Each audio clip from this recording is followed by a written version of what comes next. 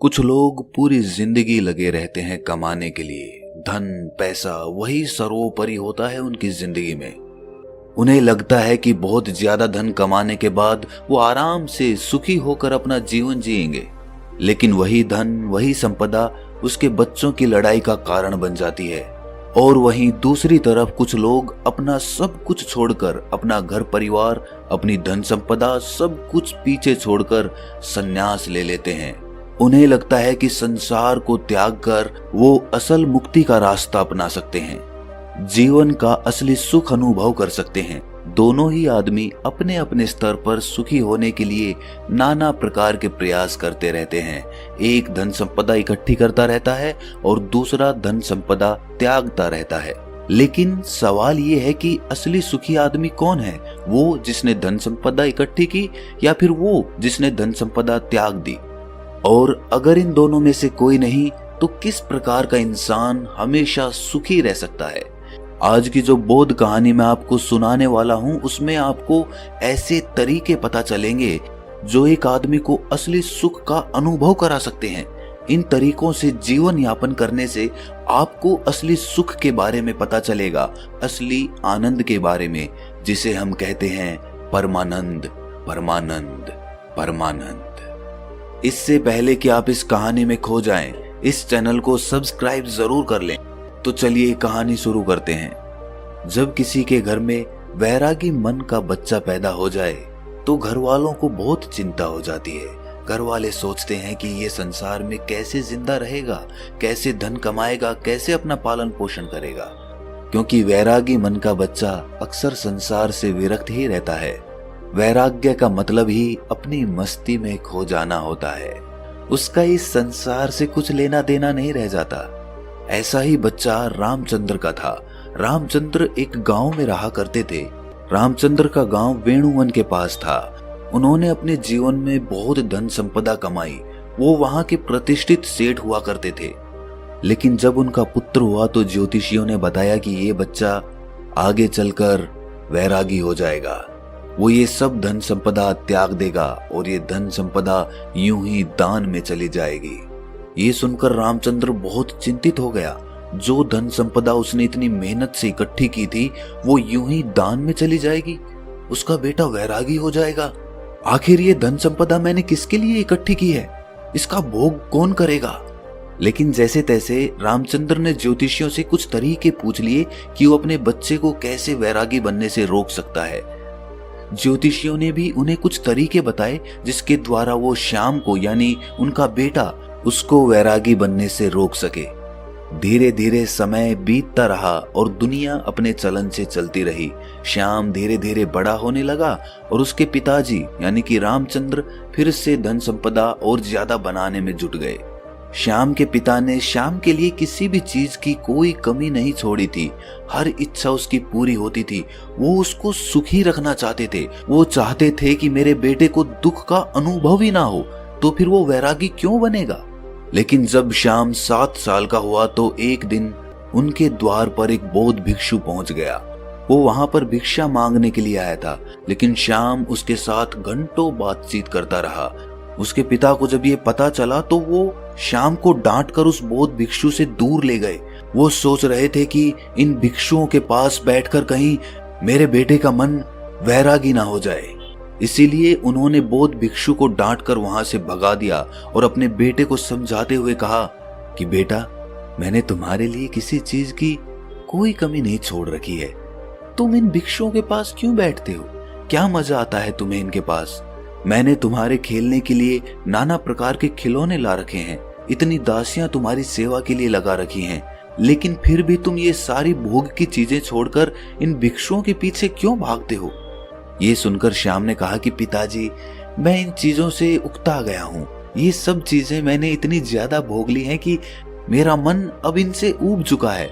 मुझे कुछ और चीजें चाहिए, कुछ और आनंद चाहिए, कुछ अलग प्रकार का सुख चाहिए। अब श्याम तो बच्चा था। उसके पिताजी उसको इस बात का क्या जवाब देते? उनके पास इस बात का कोई जवाब नहीं बना। आखिरकार उन्होंने निश्चय किया कि वो उसके मनोरंजन के लिए और भी नई नई चीजें लेकर आएगा ताकि उसका मन वैराग्य की तरफ भटक ना सके। लेकिन जैसे जैसे श्याम बड़ा हो रहा था वो समझदार भी हो रहा था और अब उसे समझ में आ चुका था कि धन संपदा इकट्ठी करने से कोई सुख प्राप्त नहीं होता है, वो बस सुख की भ्रांति देता है। इसीलिए वो ज्यादातर अपना समय संतों और भिक्षुओं के साथ बिताने लगा। एक दिन जब उसके पिता ने उसे संतों के पास बैठे देखा तो उसका खून खौल गया। उसने सोचा कि मैंने जिंदगी भर जिस बच्चे के लिए कमाया वो भिक्षु बनने जा रहा है। मैंने उसको इतना समझाया, सारी सुख सुविधाएं उसके लिए हाजिर करवाई और फिर भी ये मुझे छोड़कर, मेरी संपत्ति को छोड़कर वैरागी बनना चाहता है। ऐसा वैराग्य में है क्या? उसका मन इस बात से बहुत ज्यादा दुखी हो गया था। इसीलिए उसने गुस्से में अपने बेटे का हाथ पकड़ा और सीधा उसे अपने घर पर ले गया। घर ले जाकर उसने अपने बेटे के चेहरे पर तमाच से एक थप्पड़ मारा। गाल पर थप्पड़ पड़ते ही कोमल स्वभाव श्याम के आंसू टप टप करके नीचे रामचंद्र के पैरों पर गिरने लगे। इसके बाद रामचंद्र को एहसास हुआ कि उसने बेवजह ही, बिना कोई बात ही अपने बेटे को यूं ही थप्पड़ मार दिया। उसने अपने बेटे को समझाते हुए कहा, मैं तुम्हारे आगे हाथ जोड़ता हूं। मैंने ये धन संपदा इसीलिए इकट्ठी नहीं की कि ये दान में चली जाए। मैं चाहता हूं कि तुम इसका सुख भोग करो। तुम मेरी संपत्ति को भोगो। तुम्हारे अलावा मेरा है ही कौन? इस संपत्ति का मालिक कौन बनेगा? और यही असली सुख है। पूरी दुनिया धन के पीछे भाग रही है और तुम्हें ये धन विरासत में मिल रहा है। इसका भोग करो। तुम क्यों वैराग्य की तरफ जा रहे हो? ऐसा क्या है भिक्षुओं में, ऐसा क्या है इन संतों में जो इस खजाने में नहीं है, जो इन दासियों में नहीं है, जो इन नाना प्रकार की भोग की वस्तुओं में नहीं है? ऐसा क्या है संतों में? ये सुनकर श्याम ने अपने पिता से कहा कि पिताजी, मैं आपकी हर एक बात मानूंगा, बस आप एक बार आज शाम को मेरे साथ चलो।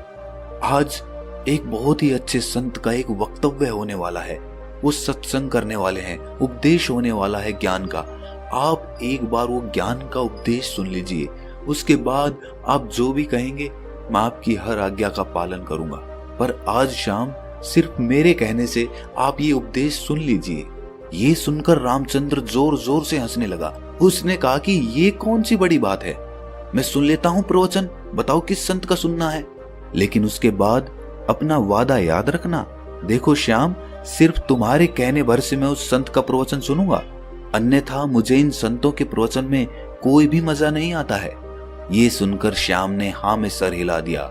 शाम को दोनों बाप बेटे उस प्रवचन स्थल पर पहुंच गए जहां पर वो संत आज उपदेश देने वाले थे।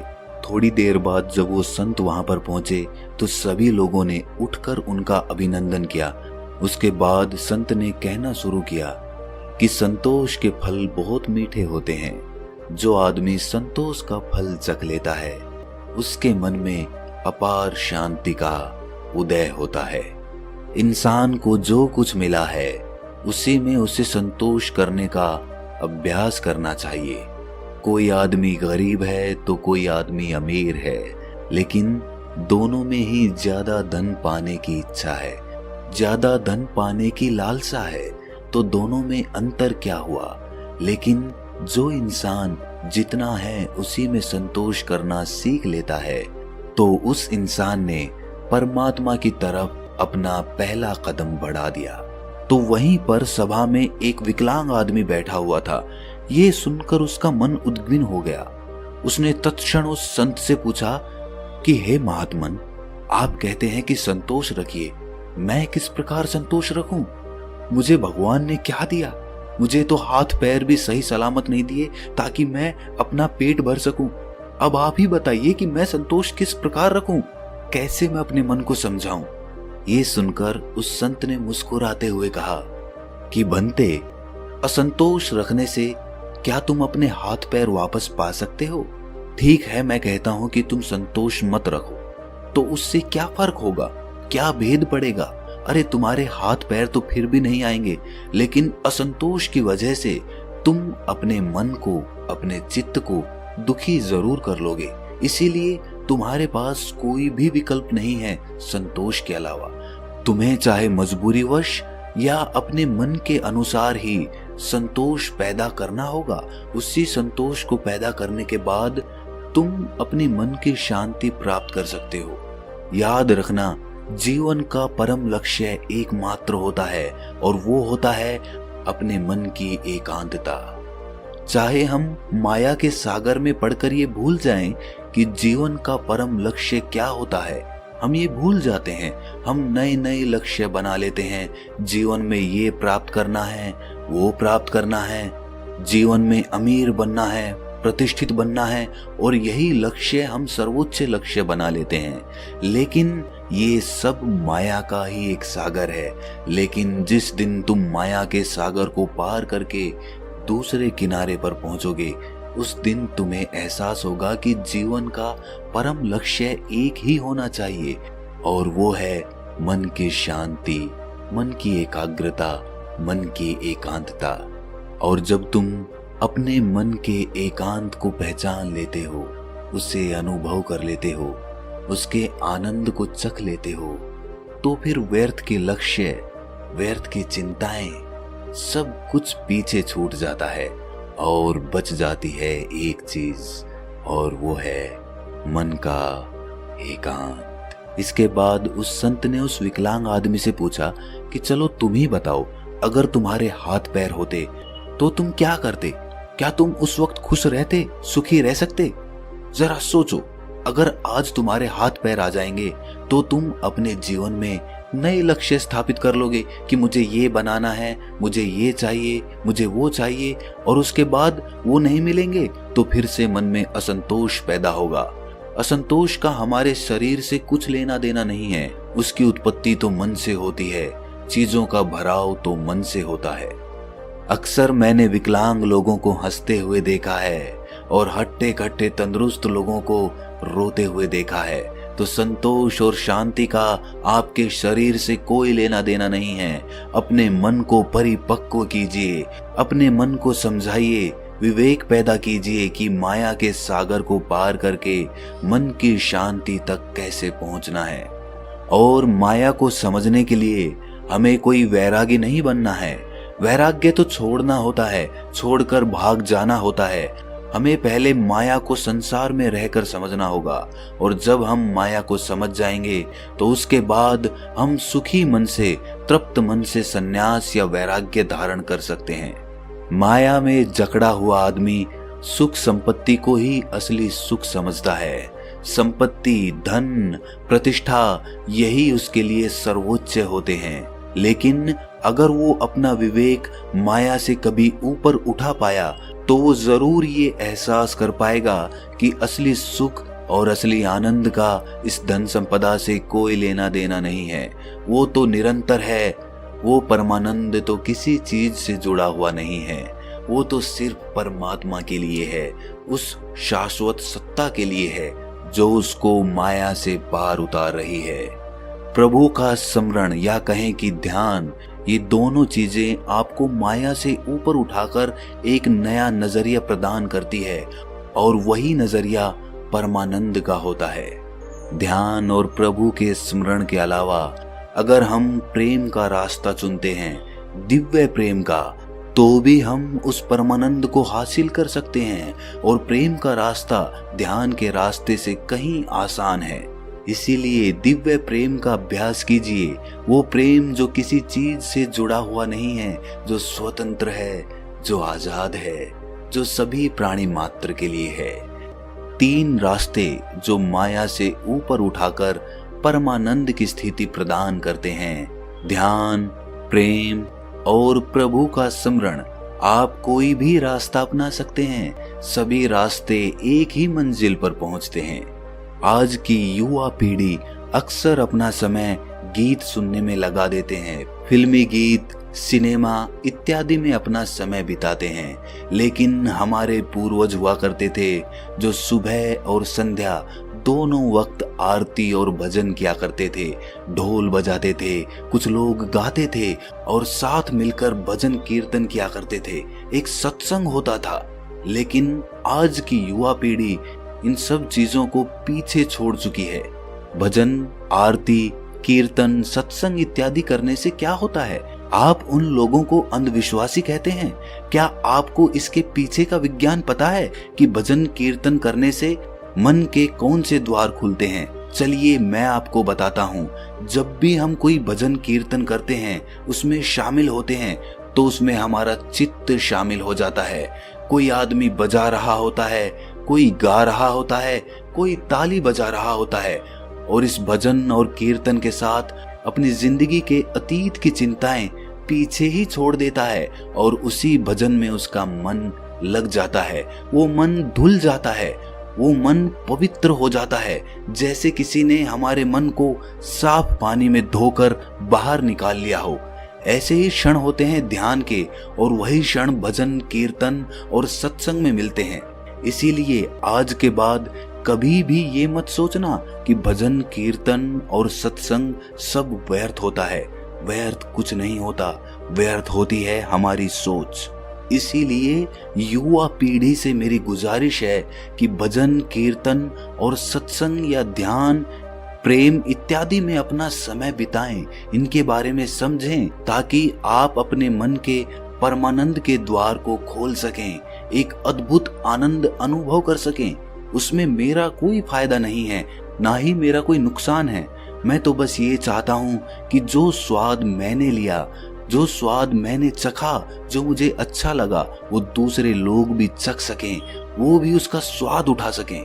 ये भजन कीर्तन सत्संग वगैरह आप अपने घर पर भी कर सकते हैं, अपने दोस्तों के साथ भी कर सकते हैं। जो समय आप गप्पे लड़ाने में लगाते हैं, वही समय आप कुछ नई कला सीखने में लगा सकते हैं। आप ढोल बजाना सीख सकते हैं, आप कोई भजन याद करके उसको गाना सीख सकते हैं। इससे आपकी कला तो निखरेगी ही, साथ ही आपके मन भी धुल जाएंगे। उनको एक अभूतपूर्व शांति का अनुभव होगा, एक प्रेम का उदय होगा, परमात्मा का द्वार खुलेगा। आखिर में एक बात कहना चाहता हूँ कि अमीर और गरीब दोनों में कोई भेद नहीं है। जब तक आदमी माया के सागर को पार करके परमानंद की अनुभूति नहीं ले लेता, और जिस आदमी ने परमानंद की अनुभूति ले ली, ना तो वो गरीब रहता है और ना ही वो अमीर रहता है।